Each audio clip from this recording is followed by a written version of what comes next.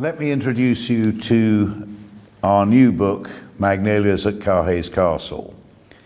And you're looking at a proof on the table, and here we are late in February with one or two very early magnolia flowers sitting beside the new book. And the book is a pictorial book about the 750 or so species, cultivars and hybrids of magnolias which are growing here in the Caerhays collection. It's the first time a magnolia book has also dealt with mycelias and mangletias, which today are all renamed also as magnolias.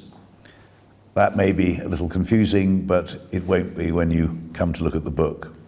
Today, magnolias are more and more appreciated by garden lovers and plant enthusiasts.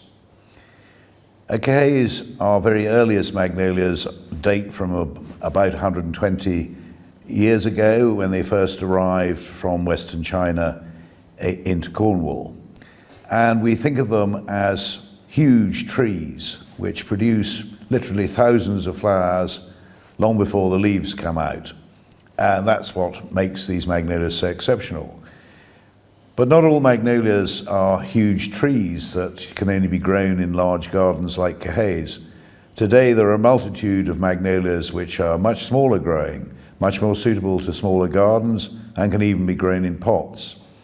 And the variety and range of magnolias is something which this new book attempts to explain and help you understand, and to talk you through basically the breeding of magnolias that's occurred in the last 50 or 70 years, and see where this has taken us in the magnolia story. Magnolias at Caerhays Castle attempts to take the reader gently through the original magnolia species that were introduced from China, which was the work of the great plant hunters Ernest Wilson and George Forrest.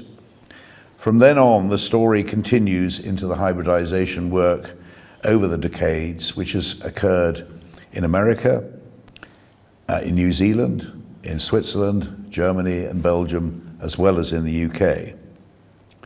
The story of the quest for the truly yellow magnolia that flowers before its leaves is explained in the book, although perhaps the story hasn't quite ended yet. What the book attempts to do is to enable you to understand as a reader how much change has happened in the magnolia world, both in the range of colours, habits and flowering times of different magnolias. And this has been an evolution, and this is what the book attempts to talk about. The easier part of writing this book has been to produce the text. But actually this is a picture book over the 480 pages, and the pictures have all been taken over the last 20 years of magnolia flowering in the gardens by Carl Pollack.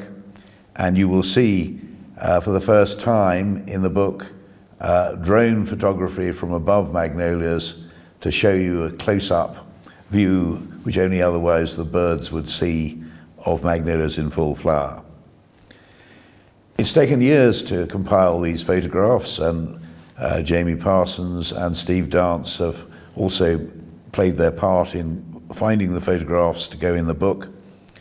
But not every magnolia year is a good one. Some years you have frost and wind, and some years we end up with what we sometimes refer to as dog shit on sticks, when the frost has come and the wind has blown everything away.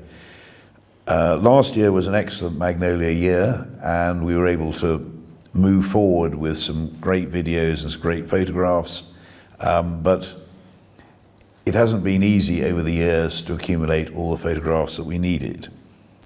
And it's perhaps the most telling thing about this book is the excellence of the photography which all those people who've been involved have created, and I think that's what hopefully makes this book rather unique. Magnolia Society International, based in Massachusetts in the USA, have registered some 1,600 varieties of magnolias which have been recorded and registered properly with them since the inception of the Society in the 1960s. At Caerhays, we are growing approximately half of these magnolias that have been registered.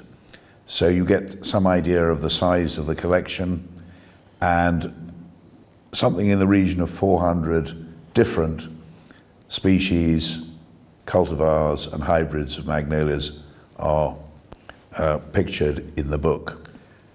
There have only been a few books concentrating or dedicated to magnolias published in the last 75 years. George Johnson's Asiatic Magnolias in Cultivation was published in 1955. Neil Tressida, The Book of Magnolias, was published in 1981, and possibly the most authoritative work was by Dorothy Calloway in her book entitled Magnolias, which was first published in 1994 in the USA.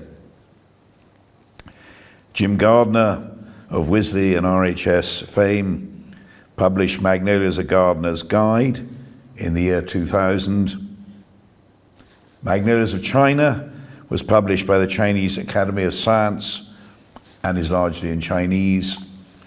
And more recently still, in 2019, a wonderful book by Bert Hergerden and Reto Eisenhut was published about magnolias, but it's entirely in German.